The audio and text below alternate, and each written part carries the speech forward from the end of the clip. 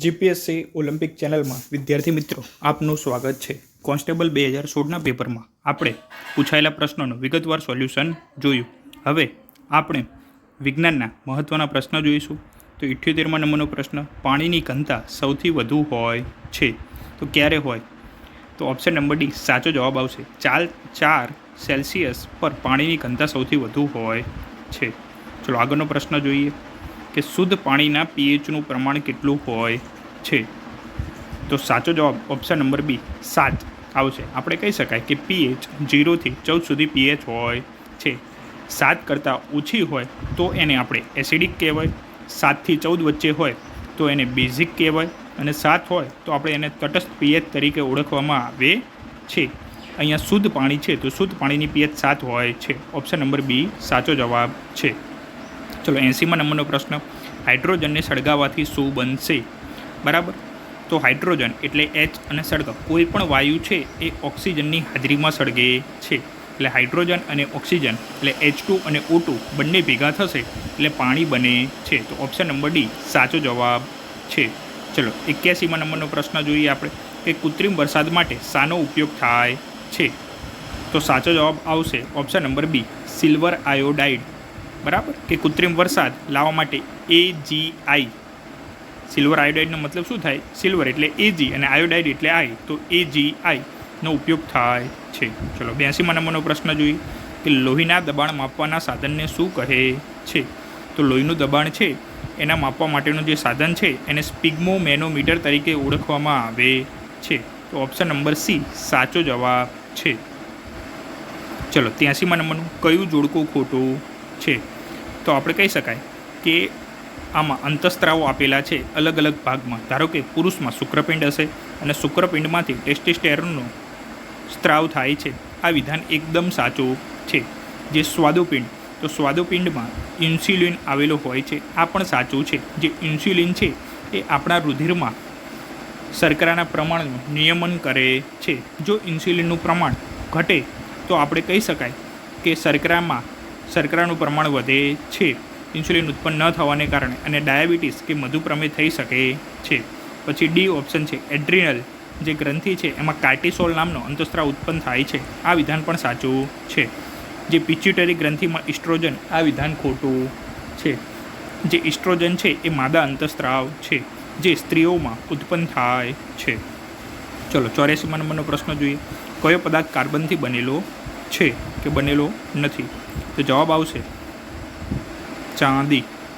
બીજા પદાર્થો જોઈએ કે હીરો છે, કોલસો છે, ગ્રેફાઇટ છે, એ બધા જ કાર્બનના અપરરૂપ છે. આપણે કહી શકાય કે કાર્બન એ અધાતુ છે અને કાર્બનનું જે અપરરૂપ જે ગ્રેફાઇટ છે એ વિદ્યુતનું સુવાહક છે. બરાબર, તેમજ હીરો એ પૃથ્વી પરનો સૌથી સખત પદાર્થ છે. એ પણ વિદ્યાર્થી મિત્રો તમે યાદ રાખજો. ચલો 85મા નંબરનો પ્રશ્ન જોઈએ કે લાફિંગ ગેસ તરીકે ઓળખાય છે. તો ઓપ્શન નંબર બી નાઇટ્રસ ઓક્સાઇડને આપણે લાફિંગ ગેસ તરીકે ઓળખવામાં આવે છે. બરાબર, તો જવાબ યાદ રાખજો નાઇટ્રસ ઓક્સાઇડ. ચલો 86મા નંબરનો પ્રશ્ન જોઈએ, કયા રોગકારક વિષાણુના કારણે કમળો થાય છે? કમળાની વાત કરેલી છે. તો જવાબ આવશે ઓપ્શન નંબર એ હિપેટાઇટિસ. બરાબર, તો અલગ અલગ પ્રકારના હિપેટાઇટિસ આવે, હિપેટાઇટિસ A આવે, હિપેટાઇટિસ B આવે. બરાબર, તો જેના કારણે કમળો થાય છે. અને કમળો શેનાથી થતો રોગ છે? બરાબર, બેક્ટેરિયા કે વાયરસ? એ મને જો કોમેન્ટ બોક્સમાં આપજો. ચલો 87મા નંબરનો પ્રશ્ન, 2020ની ઓલિમ્પિક રમતો કયા શહેરમાં યોજનાર છે? બરાબર, તો આપણે કહી શકાય કે કોરોનાને કારણે ઓલિમ્પિક રમતો 2020માં યોજાઈ નથી, પરંતુ 2021 પછી એનું આયોજન કરવામાં આવ્યું હતું. તો એ જાપાનનું એક સિટી છે ટોકિયોમાં એનું આયોજન કરવામાં આવ્યું હતું. ચલો 88મા નંબરનો પ્રશ્ન, ગુજરાત હાઈકોર્ટના મુખ્ય ન્યાયાધીશ કોણ છે? તો જવાબ આવશે ઓપ્શન નંબર એ જસ્ટિસ આર સુભાષ રેડ્ડી. બરાબર, જ્યારે પ્રશ્ન પૂછાયો ત્યારે એ હતા, પરંતુ અત્યારે એ છે નહીં. તો અત્યારે ગુજરાત હાઈકોર્ટના મુખ્ય ન્યાયાધીશ કોણ છે એ જવાબ કોમેન્ટ બોક્સમાં આપજો. ચલો હવે બીજા ઇતિહાસના પ્રશ્નો થોડાક જોઈએ કે ધોળાવીરા ગુજરાતમાં કયા જિલ્લામાં આવે છે?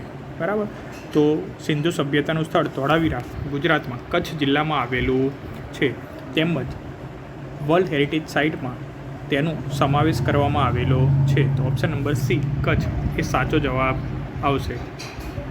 ચલો આગળનો પ્રશ્ન જોઈએ. જય જય ગરવી ગુજરાત કાવ્યના કવિ કોણ છે? તો ઓપ્શન આપેલા છે કલાપી, નર્મદ, સ્નેહરશ્મિ કે કાંત. ચલો સાચો જવાબ શું આવશે વિદ્યાર્થી મિત્રો? તો જય જય ગરવી ગુજરાત કાવ્યના કવિનું નામ શું આવશે? નર્મદ. ઓપ્શન નંબર બી સાચો જવાબ આવશે. ચલો 91મા નંબરનો પ્રશ્ન. 1 નોટિકલ માઇલ બરાબર કેટલા થાય? તો જવાબ ઓપ્શન નંબર એ 1.85 કિલોમીટર થાય છે. આપણે કહી શકાય કે સમુદ્રમાં જે ઊંડાઈ માપવી હોય તો નોટિકલ માઇલનો ઉપયોગ થાય છે. ચલો 92મા નંબરનો પ્રશ્ન. ભારતની પ્રજા અતિ પ્રાચીન યુગથી પર્યાવરણ પ્રેમી રહી છે એમ શા પરથી કહી શકાય? તો જવાબ આવશે ઓપ્શન નંબર ડી વૃક્ષ પ્રેમથી. બરાબર, તો વૃક્ષ પ્રેમથી આપણે કહી શકાય કે ભારતની પ્રજા અતિ પ્રાચીન યુગથી પર્યાવરણ પ્રેમી રહેલી છે એના આપણને પુરાવા મળે છે. ચલો 93મા નંબરનો પ્રશ્ન. ધાતુની શોધ નહોતી થઈ ત્યારે શેમાંથી બનાવેલા પાત્રો વાસણનો ઉપયોગ થતો હતો?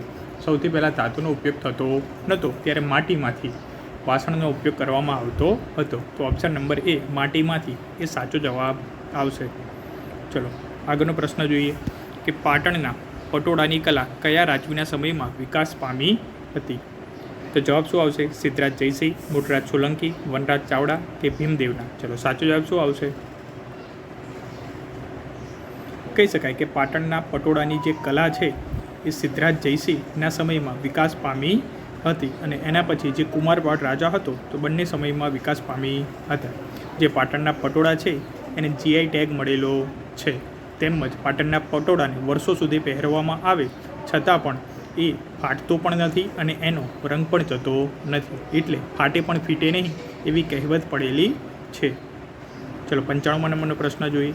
નૃત્યના દેવાધિદેવ કોણ હતા? તો જવાબ આવશે ઓપ્શન એ નટરાજ ને નૃત્યના દેવાધિદેવ તરીકે ઓળખવામાં આવે છે. ચલો 96મા નંબરનો પ્રશ્ન. મોઢેરાનું સૂર્યમંદિર ગુજરાતના કયા જિલ્લામાં આવેલું છે? તો આપણે કહી શકાય કે મોઢેરાનું જે સૂર્યમંદિર છે એ મહેસાણા જિલ્લામાં આવેલું છે. આ મંદિર આપણે કહી શકાય સૂર્ય મંદિર હોય તો એનું જે મુખ હોય એ પૂર્વ દિશામાં હોય છે, કારણ કે સૂર્ય પૂર્વ દિશામાં ઉગે છે.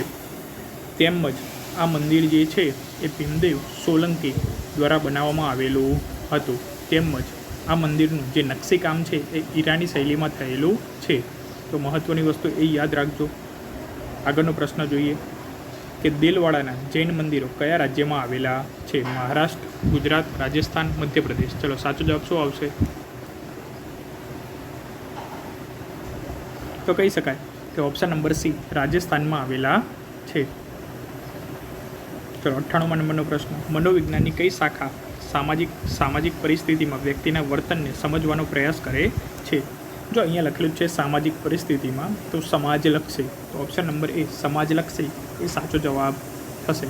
ચલો 99મા નંબરનો પ્રશ્ન. કુદરતના જે સર્જનોમાં ચેતનાનો સંચાર થતો હોય તો તેને શું કહેવામાં આવે છે? બરાબર, તે જે સંચાર ચેતના એટલે કે હલનચલનને બધી જ વસ્તુ કરી શકે તો એને શું કહેવાય? સજીવ તરીકે ઓળખવામાં આવે છે. 100મા નંબરનો પ્રશ્ન. કઈ શૈલીમાં ઉછરેલા બાળકો સહકારની ભાવના વગરના હોય છે?